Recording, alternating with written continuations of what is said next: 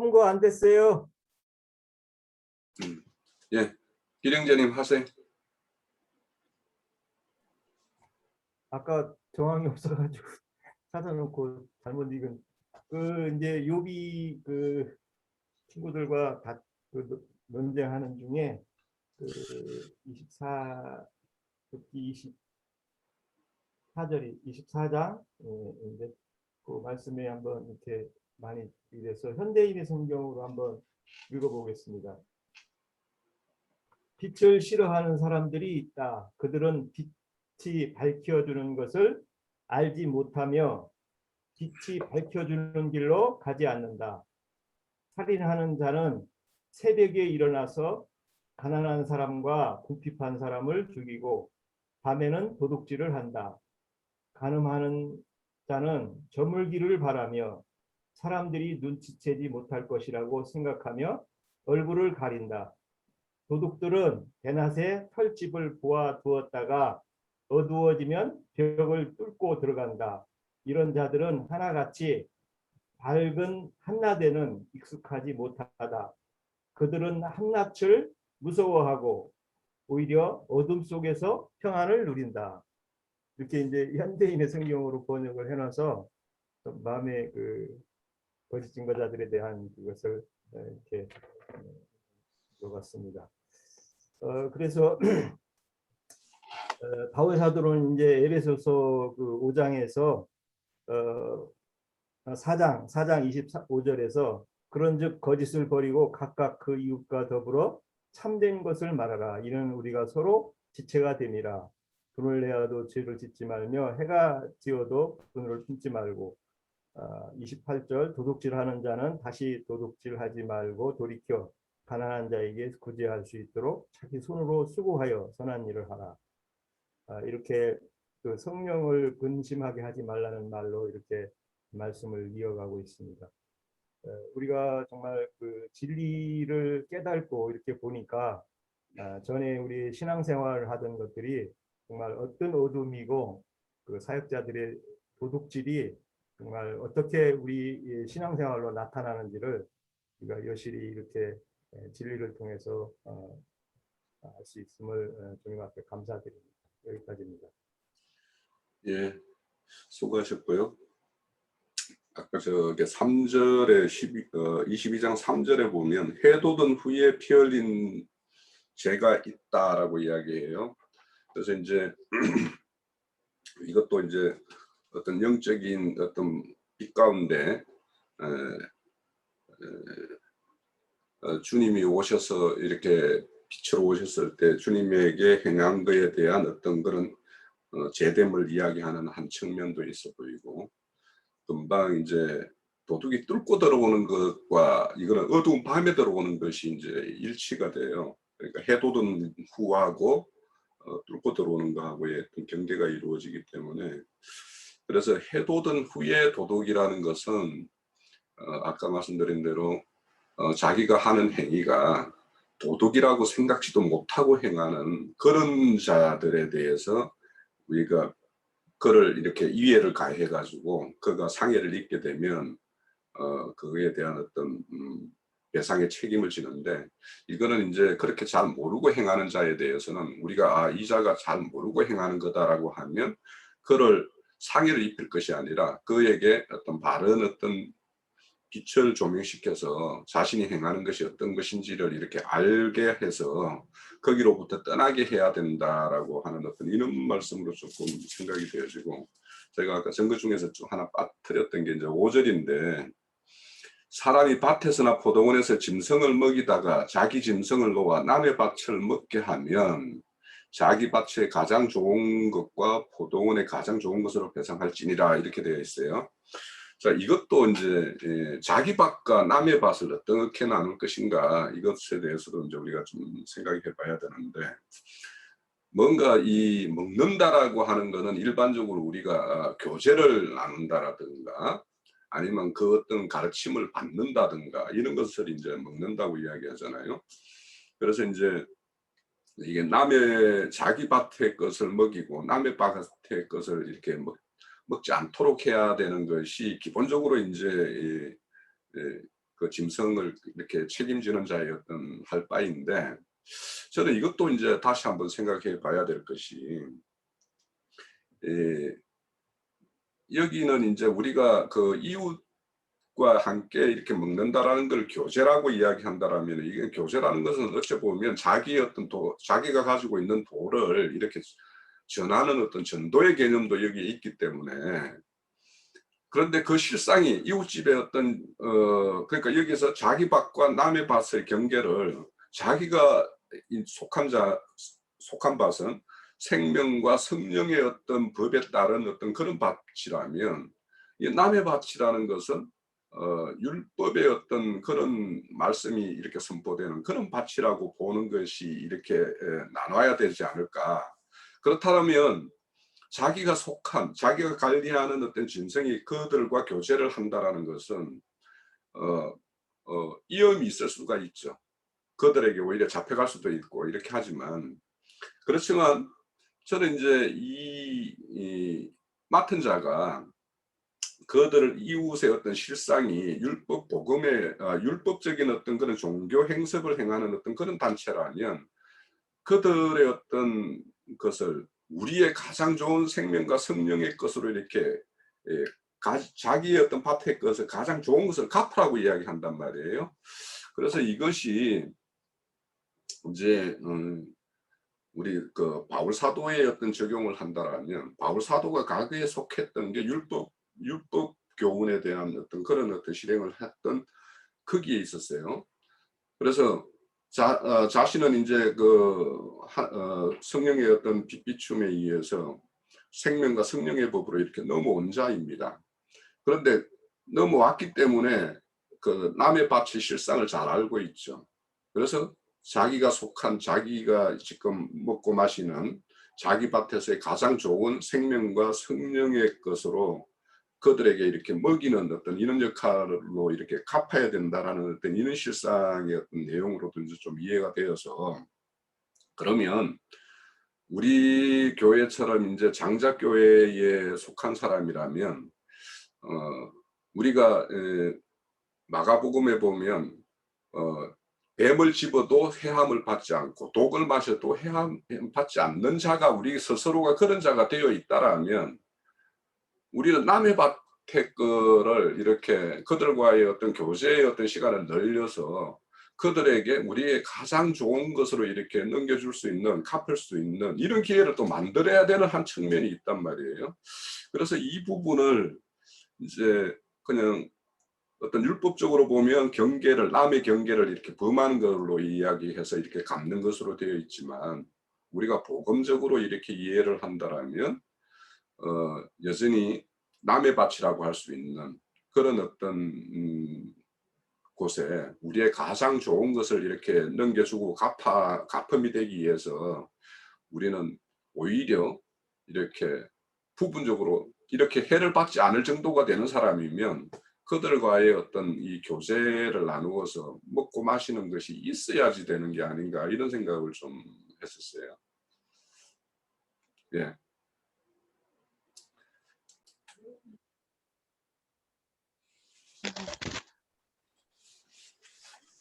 오늘은 안 오려고 했는데 그 22장 21절이요. 조금 저기 느낌이 있어가지고, 만일 자기에게 도둑 맞으면 그 임자가 배상할 것이며, 만일 찢겼으면 그것을 가져다가 증언할 것이요, 그 찢긴 것을 대하여 배상하지 아니할지니라. 여기에 대해서 조금 창세기 좀 볼게요.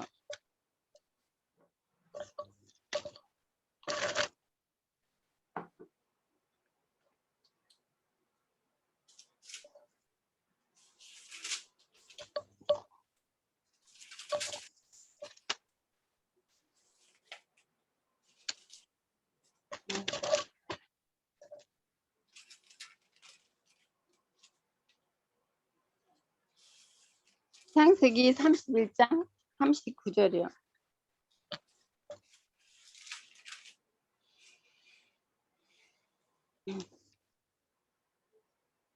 물려 찢긴 것은 내가 외삼촌에게로 가져가지 아니하고 낮에는 도둑을 맞으며 밤에는 도둑을 맞든지 외삼촌이 그것을 내 손에서 찾음으로 내가 스스로 그것을 보충하였으며 내가 이와 같이 낮에는 더위와 밤에는 추위를 무릅쓰고 눈 붙일 겨를도 없이 지내었나이다. 내가 외삼촌의 집에 있는 이 12년 동안 외삼촌의 두 딸을 위하여 내가 14년 외삼촌의 양떼를 위하여 6년을 외삼촌에게 봉사하였거니와 외삼촌에게서 내 품삯을 10번이나 바꾸었으며 우리 아버지 하나님 아브라함의 하나님 또 곧 이삭의 경외하는 이가 나와 함께 계시지 아니하였더라면 내가 외삼촌께서 이제 나를 빈손으로 돌려보냈으리이다 하는 하나님이 내 고난과 내 손의 수고를 보시고 이제 밭의 외삼촌을 책망함에 외삼촌을 책망하셨나이다.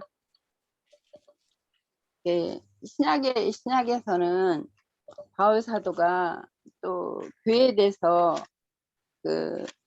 많이 염려한 것이 있더라고요.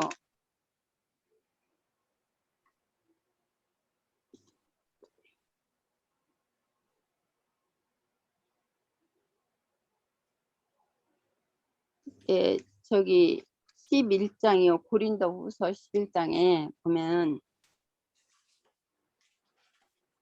27절이요. 또 수고하며 애쓰고 여러 번 자지 못하고 줄이며 목마르고 여러 번 굶고 춥고 헐벗었노라. 이외의 일은 고사하고 아직도 날마다 내 속에 눌리는 것이 있으니 곧 모든 교회를 위하여 염려하는 것이라. 누가 약하면 내가 약하지 아니하며 누가 실족하게 되면 내가 애타지 아니하더냐. 여기까지 볼게요. 이게 야곱이 나반의 양떼를 칠 때에 사역자로 일단 나반의 양떼지만 사역자로 일을 하고 있었는데 악한 짐승에게 찢기고 잊어버리고 하면은 야곱이 그거를 보충해 했었거든요. 근데 신약에 와서도 바울 사도가 자기가 복음을 전해서 교회를 세웠는데 어떤 자들이 이제 미혹을 당해서 미혹하는 자들을 따라가게 되고 실족하게 되면 마음을 애타했다고 했어요. 보면은 이제 많은 고난을 당하면서 여기 위에서 쭉 보면은 헐벗고 굶주리고 그런 모든 것을 겪었으면서도 교회를 위해서 항상 염려하고 애타했던 사역의 직분을 볼 수가 있어요. 우리 교회 안에서도 사역하는 형제님께서도 모든 지체들이 만약에 실족하거나 잘못되면은 양무리가 잘못될까봐 항상 염려하고 근심하고 걱정하고 또 실족할까봐 염려하고 그런 것을 이제 보게 되거든요. 그래서 항상 사역자들은 교회가 정말 주님 앞에 바로 서서 정말 잘 건축되고 세워지고 잘 가기를 간절히 원하고 또 기도하지만 그 외로 또 미혹을 받아서 또 실족하는 지체들도 있고 또 교회를 떠나가는 지체들도 있잖아요. 그럴 때 사역하는 형제님이 얼마나 마음이 아프고 애타하지 않을까 그런 것을 말씀을 통해서 좀 보게 됐습니다. 여기까지. 네. 네, 수고하셨고요. 또 이어주실 분 계신가요?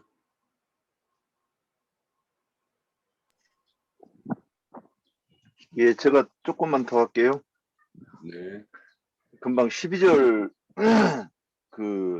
저 아까 읽으면서 만일 12절에 자기에게서 도둑을 맞았으면 그 말을 이거 문맥상으로 이해가 안 돼가지고 이게 그러다가 야곱을 그 에사자매님이 이렇게 이게 그 목자가 양을 맡았는데 그래서 거기서 잊어버리거나 찢긴 것 이것을 얘기했구나 그러고 이렇게 이제 보면서 그 부분에 대해서 이게 이제 다 교회에서 일어나는 일이지 않습니까? 그러면 교회에서 일어나는데 자기에게서 도둑 맞았거나 또는 도둑질했거나 그러면 자기에게서 도둑 맞았다고 하는 거는 목자가 도둑을 맞은 거는 배상하고 찢겼으면 배상하지 않는다. 이 차이가 어디에 있을까? 이 생각이 들었어요. 그러면 찢겼다고 하는 거는 그거를 가져가지 못하도록 이 목자가 관여한 면이 있었을 것이고 또 도둑을 맞은 거는 도둑을 맞은지도 모르고 도둑을 물어봤다는 얘기일 것인데 이제 이 생각을 했고 그러면서 또 여기서 아까 이 양을 도둑질하는 것이 이제 좀 피상적으로 얘기했던 부분이 있는 것 같아요. 그럼 교회에서 양을 도둑질할 때 어떻게 도둑질하는가?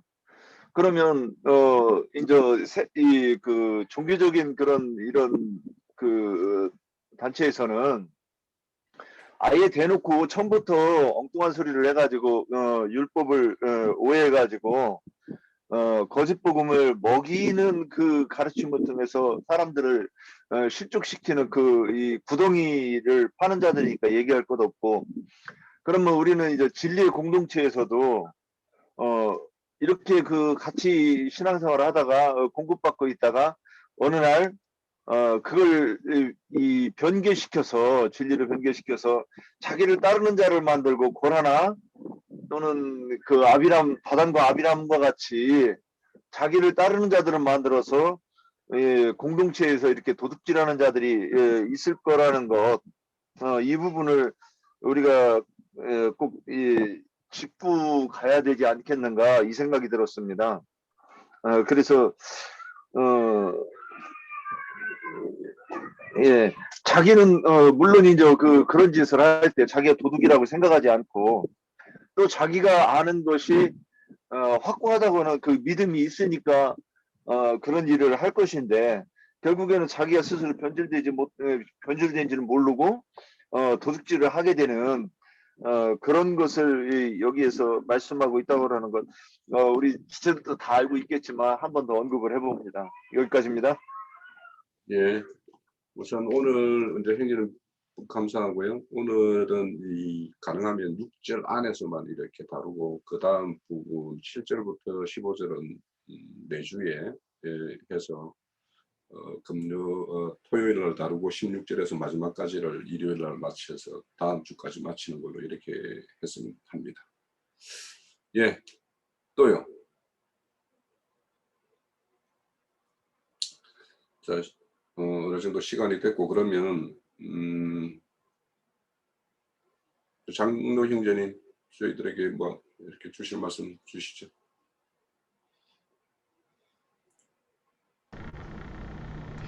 예, 우리 지체들 오늘 말씀 여러 가지로 잘 증거들 잘 하셨고요.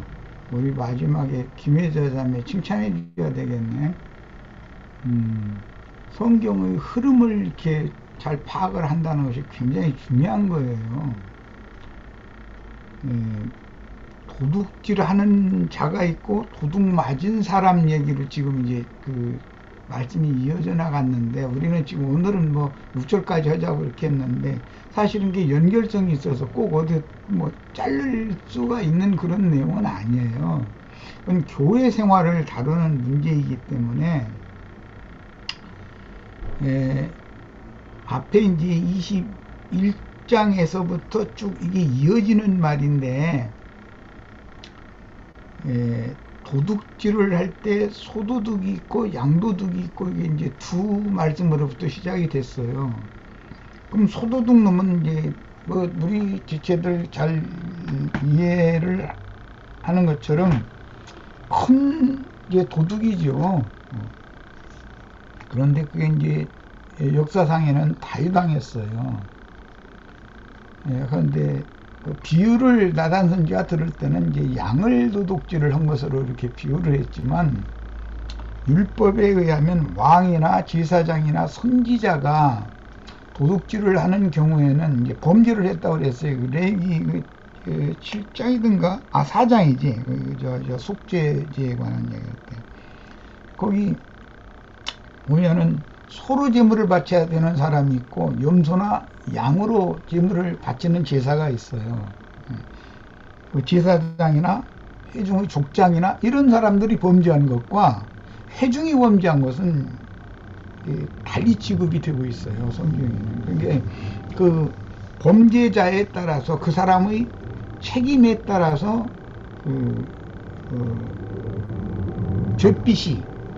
죄빚을 갚는 그 형벌이 더 중하고 경하고 해질 수 있다는 것을 알 수가 있어요.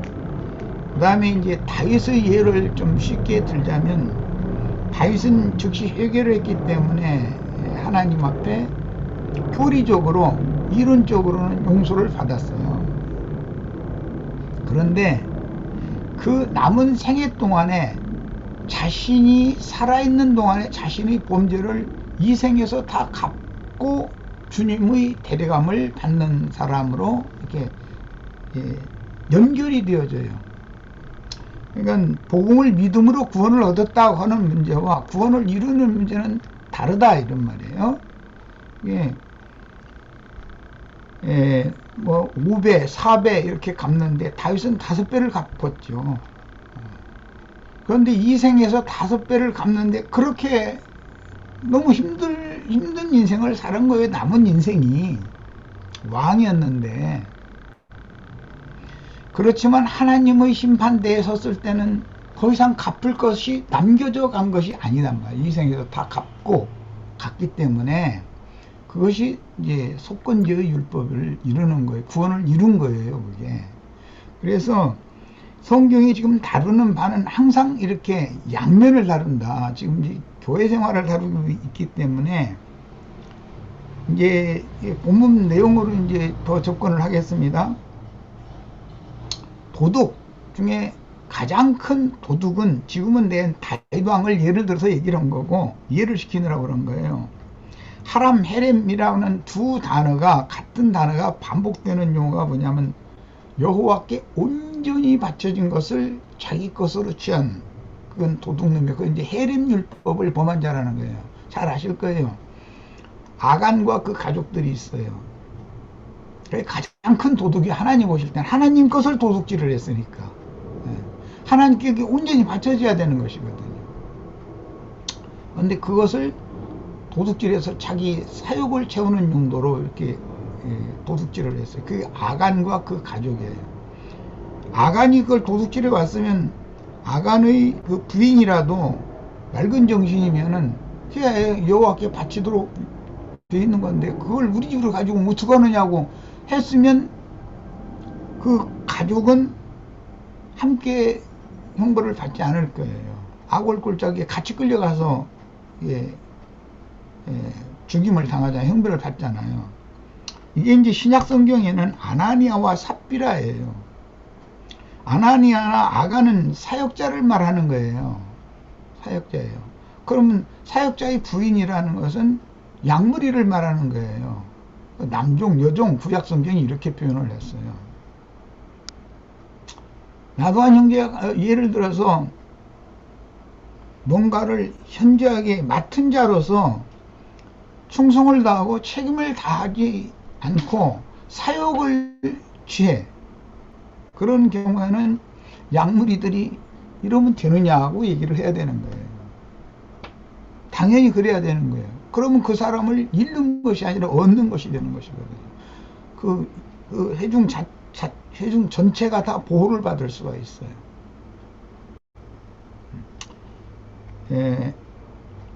이런 것은 성경에서 여러 모양으로, 여러 부분으로 성경이 이 모양 저 모양으로 이제 교회 생활을 어떻게 해야 될 건가를 이렇게 계시를 하고 있어요.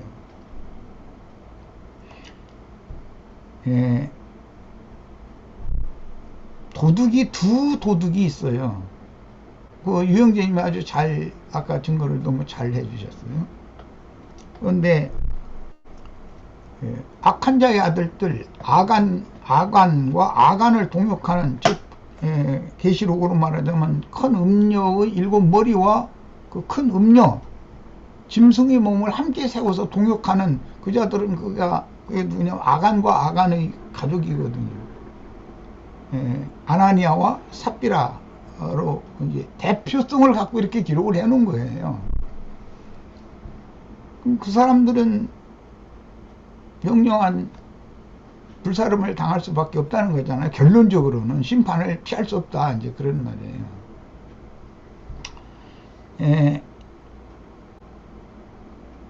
도둑이 양의 탈을 쓰고 주님이 피로 사신 양무리에게 와서 양을 잡아먹는 그런 이리떼, 날강도들이죠. 그런 도둑도 있어요.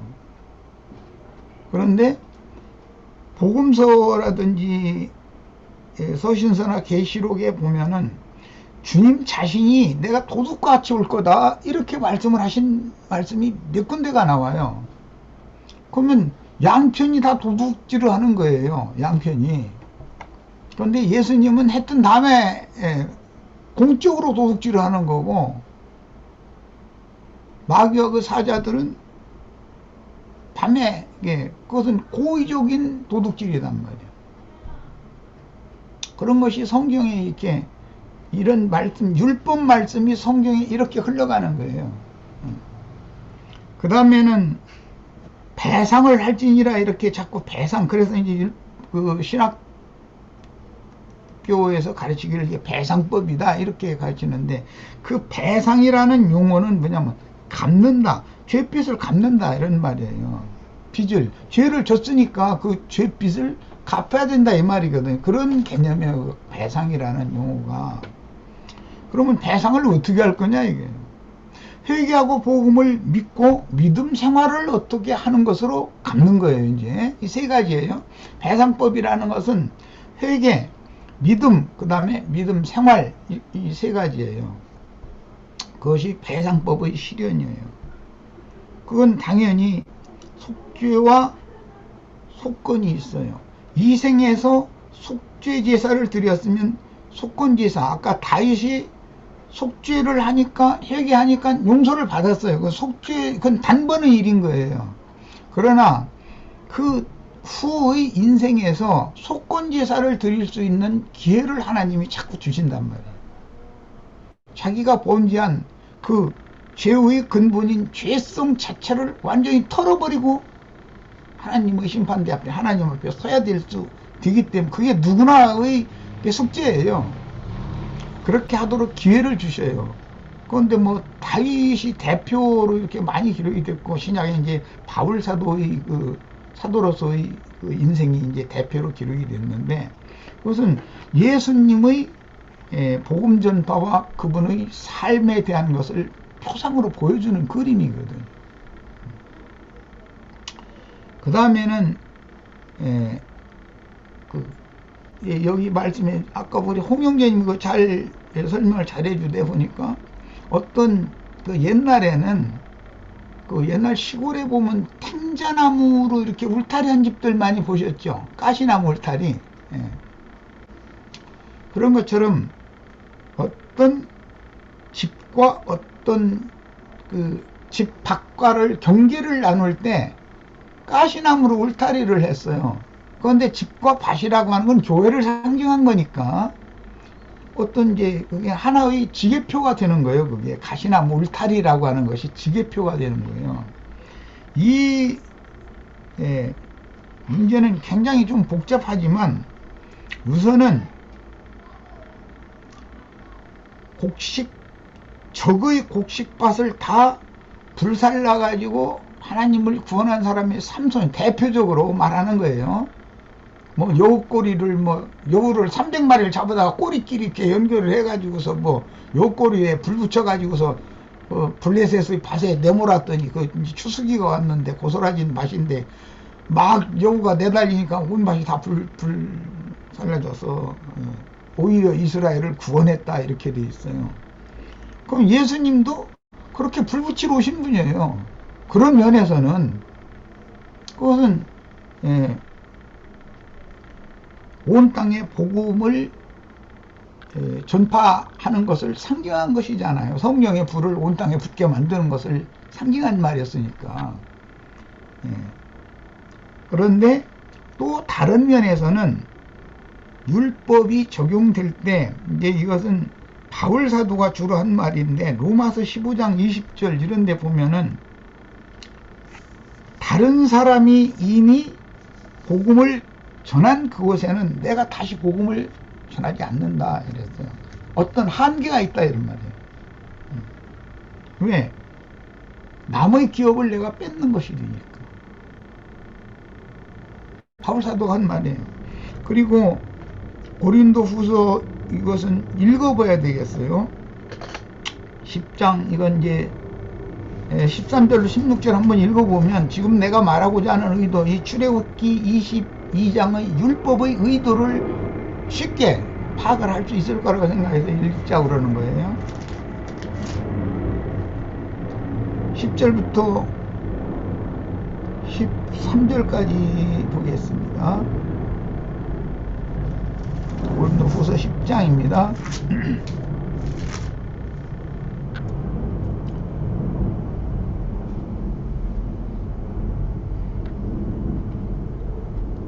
13절에서 16절 내가 이거 자꾸 착각하고 있다. 앞에 쭉 읽으면 좋은데 13절에서 16절 읽겠습니다. 그러나 우리는 분수 이상의 자랑을 하지 않고, 분수 이상의 자랑을 하는 것을 잘 염두에 두셔야 돼요. 복음을 전하는데 어떤 부흥 강사 선전하는데 보면 뭐 부르정 능력이종 뭐 무슨 신학교를 박사학위를 졸업했고 또 무슨 신학교 가서 뭐 박사학위를 했고 해가면서 막 분수 이상으로 자랑하면 역겹잖아요. 그 부흥에 오라고 이런 유명한 분이 오니까 초대하느라고 하는 말이지만 진리를 아는 사람이 들어보면 세상 사람, 세상 교회 사람은 그 굉장하다고 믿고 이게 가서 선전을, 그 사람 선전할지 모르지만 이 사람은 예수님을 욕보이는 사람이라고 우린 진리를 아는 사람은 이렇게 받아들일 거 아니겠어요. 그런 차이가 있단 말이에요. 똑같은 누구를 이렇게 자랑하고 선전하고 그러는데 생각의 차이가 있을 수가 있는 거예요. 오직 하나님이 우리에게 나누어 주신 범위의 한계를 따라 이것이 지계표다. 이게 지계표. 하나님이 정해준 분량이 있고 한계가 있는 것이다. 하노니 곧 너희에게까지 이른 것이라. 고린도에 전도를 하게 하신 것은 바울 사도에게 맡긴 지역이고 영역이다 이런 말. 거기는 바울 사도가 가서 그 마게도니아 지역에 가서 지중해 건너 안디옥에서 배 타고 마게도니아로 가서 이것저것 다니면서 해를 써서 전도를 해놓으면 예루살렘에서 유명한 자들이 내려와요. 그들은 남의 밭을 지경을 범하는 자들이에요. 그런 사람들은 생명이 어릴 때는 예수님이 친히 택한 사도들이 왔다 막 해가면서 막 명함 돌리는 거지 뭐 해가면서 이 사도가 와서 부흥이 하니까 뭐이라고. 그럼 바울 사도가 애쓴 것은 다 무효가 되어버리는 거예요. 그럼 그 사람들한테 공로가 다 돌아가 버리는 것이죠. 수고는 바울 사도가 해놨는데 우리가 너에게 미치지 못할 자로서 스스로 지나쳐 나간 것이 아니고 그리스도의 복음으로 너에게까지 이르는 것이라. 이게 하나님이 어떤 영역, 어떤 지계표를 누구에게 맡겨서 정해줬다 이 말이에요. 우리는 남의 수고를 가지고 분수 이상의 자랑을 하는 것이 아니다. 왜 이렇게 말을 했을까를 잘 생각해 봐요. 이게 출애굽기 21장의 내용이에요.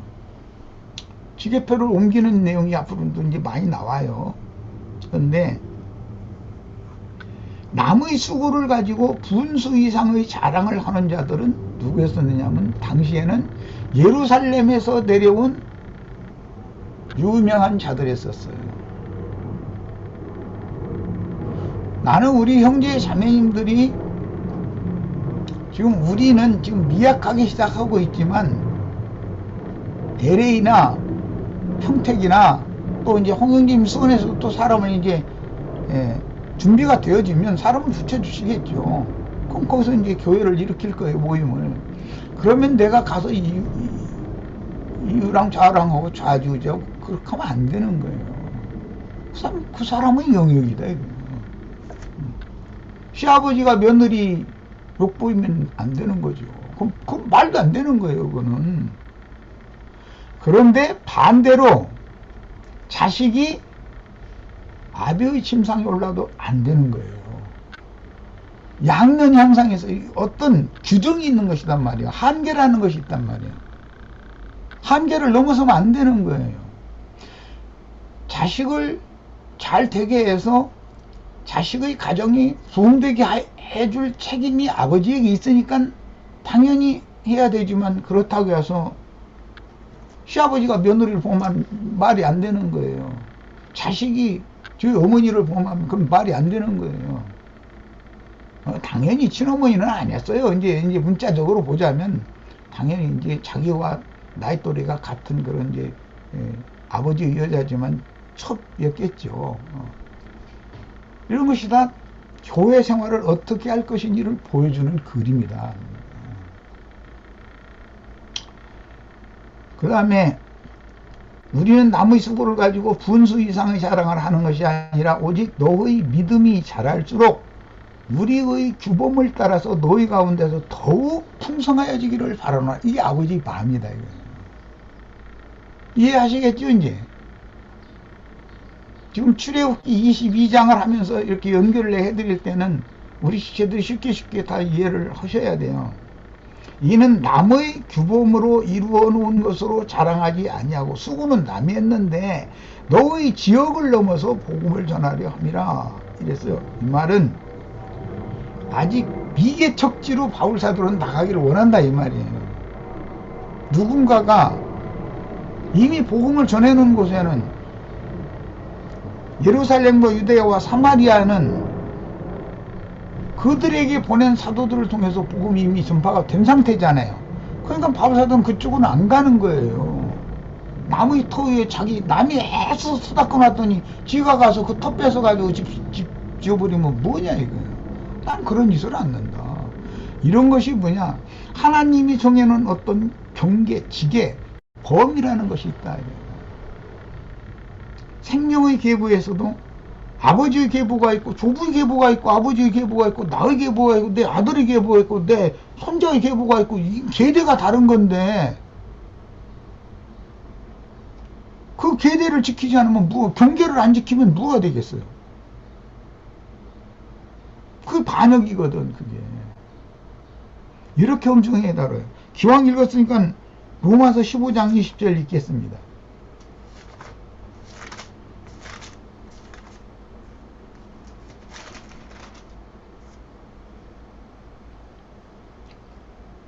또 내가 이제 그 앞에 보면 저기부터 읽어야 되겠다. 19절 하반부터 있습니다. 그리하여 내가 예루살렘으로부터 두루 행하여 일루리곤까지 그리스도의 복음을 편만하게 전하였노라. 내가 그리스도의 이름을 부르는 곳에는 복음을 전하지 않기를 힘썼다. 이미 그리스도의 복음이 전해졌기 때문에 그리스도의 이름을 부르는 곳이 어디냐면 예루살렘과 유대와 사마리아예요. 그쪽 지역에는 자기에게 맡긴 위임 그 지경이 아니다 이거예요. 거기는 할례자의 사도인 베드로와 다른 사도들이 그쪽 지역은 책임져야 되는 것이고 이방 지역은 주님께서 나에게 맡긴 것이다 라고 어떤 그 경계를 명확하게 하는 사람이에요. 이 사람이 율법을, 교회 생활을 잘 실행하는 사람이에요. 율법을 정확하게 알고 적용할 줄 아는 사람이다. 이게 하나님 말씀을. 우리도 다 이런 하나님의 말씀을 읽을 때 교회 생활을 어떻게 할 건지를 지금 말씀하시고 있다라는 말은 어제 이미 했고, 세상적인 그건 세속교가 생각하는 것처럼 배상에 관한 법이다.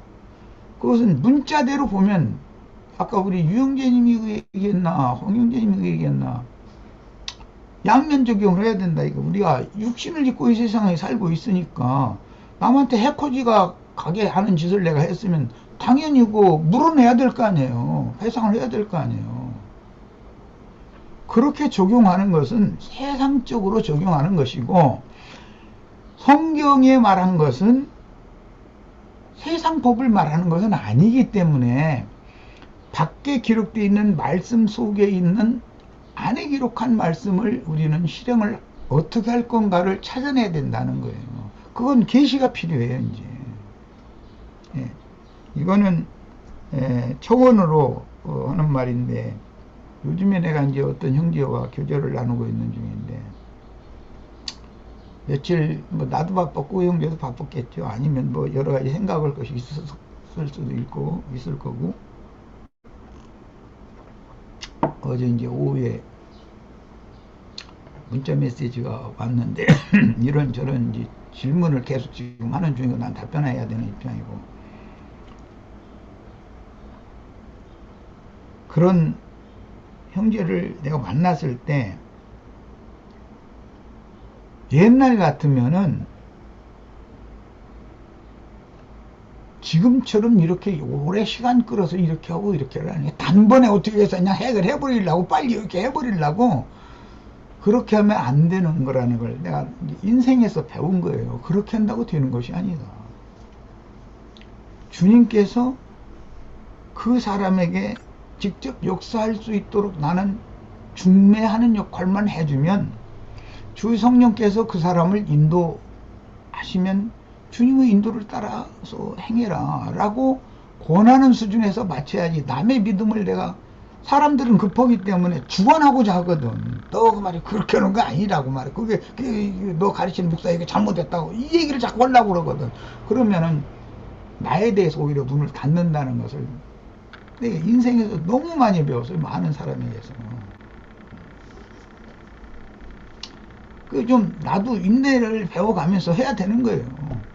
좀 물어본 얘기 또 하고 물어본 얘기 또 하고 그 말은 아직 난 이해를 못했다. 난 죽으라고 설명하지만 그 문제에서 아직 해결이 안 됐다는 뜻이니까 그걸 뭐라고 하겠어요. 또 설명하고 또 다른 각도에 설명하고 자꾸 이렇게 해야지. 이런 상황이 있는데 그래도 나는 이제 소망을 갖는 것은 갈증이 있고 배고픔이 있다는 거. 뭔가 이런 것은 이게 무슨 뜻일까? 이거는 왜 그런가? 나는 지금 내가 신앙생활 이렇게 꽤 오래 한다고 했고 아는 지식도 꽤 많고 그런데 왜 이렇게 뭔가 헤매는 그런 느낌을 받는가? 이런 질문을 하면 대답을 뭐라고 해줄까? 막연한 질문을 하는 거야 사실은. 그런데 그때마다 꼭 필요한 말씀을 주시더라고. 도움을 받을 수 있는. 그러니까 이거는 주님께서 나에게 맡긴 양이면 이제 오늘은 거기는 안 나갔는데 7절 이하에서 그 15절까지 보면 맡은 자는 어떻게 충성할 것인가. 그게 이제 오늘 다음 이제 토요일 날 하자고 하는 그 내용이에요. 맡은 자는 하나님 앞에 나로 하여금 충성심을 달라고. 주님도 죽도록 충성하라는 걸 요구를 하시는 거니까. 돈이나 물품을 이웃에게 맡겼다. 그럼 누가 맡겼어요? 하나님이 우리 형제들에게 어떤 약물을 맡긴 거예요. 그럼 충성해야 되는 거예요. 그런데 맡겼는데 다시 다 잃어먹어 버렸다. 그런 경우는 물어내라 이제 이 말이에요. 그럼 물어내야죠. 자기가 어떻게 물어내? 그 배상법에 보면 5분의 1을 더해서 갚아야 되고 이제 이렇게 연결이 되는데 이처럼 성경이라고 하는 것은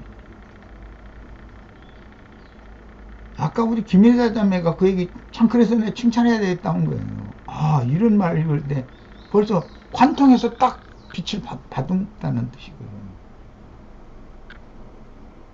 야곱이 장인의 양을 맡았어요. 수고를 했어요. 충성을 다했어요. 자기의 것이 아니에요. 그런데 그 충성하는 주의 가운데서 하나님께서 삭슬 야곱이 것을 별도로 떼서 주셨어요. 내 것 챙기기를 먼저 생각을 하면 안 된다는 거예요. 충성하는 여부에 따라서 하나님이 당연히 야곱의 몫을 별도로 주시는 것이죠. 그것이 야곱의 것이 되는 거죠. 그냥 대뜸 그냥 내 것 삼으려고 급하게 이렇게 해서는 안 된다. 절대로 그건 안 돼. 내가 젊은 날부터 오늘까지 사역 시간이 길었음에도 많은 실패를 반복한 것이 이걸 너무 몰랐던 거예요. 누가 가르쳐주는 사람이 없었기 때문에. 그리고 모세도 40년 동안 장인의 양이, 그 모세의 양이 아니에요. 장인의 양을 치면서 훈련을 받았어요. 거기서 훈련이 다 되고 나니까 하나님의 양을 모세에게 붙여주잖아요. 이제는 너에게 맡기니까 충성을 다해라. 그래서 하나님의 종으로, 하나님의 사환으로 하나님의 집에서 충성했다, 모세는. 그런데 예수는 하나님의 아들, 그 집 주인인데도 종의 신분으로 이렇게 충성을 했다. 이제 이걸 대비는 물론 했지만은 그렇게 했어요. 우리 형제 자매님들도 인도자는 자기에게 맡긴 양무리에 대해서 궁극적으로 그리스도의 심판대 앞에서 자기가 모든 것을 계산을 자기가 해야 된다는 것을 의식하고 있어야 된다. 여기까지 해서 마치겠습니다. 양무리를 어떻게 등쳐먹고 뭐 헌금 받아먹고 뭐 의복 빼서 뭐 준 거 취하고 그런 것은 그 세상 교회 이건 목회가 뭔지를 모르는 사람들이에요. 성경의 의도를 너무 모르는 사람들이에요. 네, 마치겠습니다. 네, 형님 수고하셨고요. 우리 그 마지막으로 성경 한 구절만 찾아보고 마치도록 할게요. 제가 요즘 에스겔서를 보고 있는데 에스겔서 39장입니다. 39장 8절에서 10절까지만 읽어볼게요.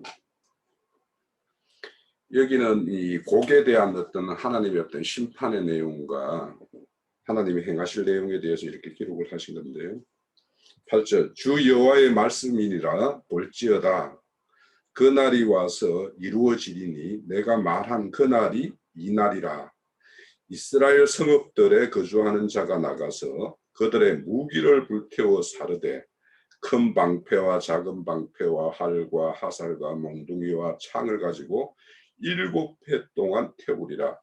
이같이 그 무기로 불을 피울 것이므로 그들이 들에 나가 들에서 나무를 주오지 아니하며 숲에서 벌목하지 아니하겠고 전에 자기에게서 약탈하던 자들을 약탈하며 전에 자기에게 늑탈하던 자들의 것을 늑탈하리라. 주 여호와의 말씀이니라. 지금 우리가 과거에 어째 보면 율법이나 종교 행습을 행하는 교회에 그들에 의해서 약탈도 당했고 늑탈을 당했던 측면이 있어요. 그렇지만 이제는 우리가 그들이 늑탈하고 약탈하고 했던 그것들을 이제 약탈해내는 그날에 우리에게는 그날이 임한 그날이 되어서 우리가 이 하나님이 원하시는 계획하시는 이 일에 우리가 동력할 수 있는 만큼 그렇게 하는 것이 오늘날 우리에게 주어진 어떤 책임이고 소명이다라는 거죠. 그래서 우리처럼 약탈당하고 있는 자들이 더 이상 그들에 의해서 약탈당하지 않을 수 있도록 오늘 형제님 주신 말씀만큼 우리가 이제 우리 주님의 지계를 넓히는 일에 우리가 또 동력을 해야 되겠죠. 자, 다음 주 내용도 이제 똑같이 이제 이웃의 물건을 맡은 자에 대한 거, 맡아 있는 동안에 맡은 것을 잃어버리거나 죽게 했거나 들짐승에게 지키게 한 거에 대한 어떤 책임 부분 이런 거에 대해서 이제 우리가 나누는 것인데 꼭 그런 거에 대해서 우리가 좀 잘 이렇게 묵상하셔서 우리의 어떤 교회 생활이 그런 것들에 대한 어떤 책임을 가지는 어떤 그런 계기가 되는 시간이 되었으면 합니다. 자, 오늘 수고하셨고요. 다음 주에 뵙도록 하겠습니다. 수고하셨습니다.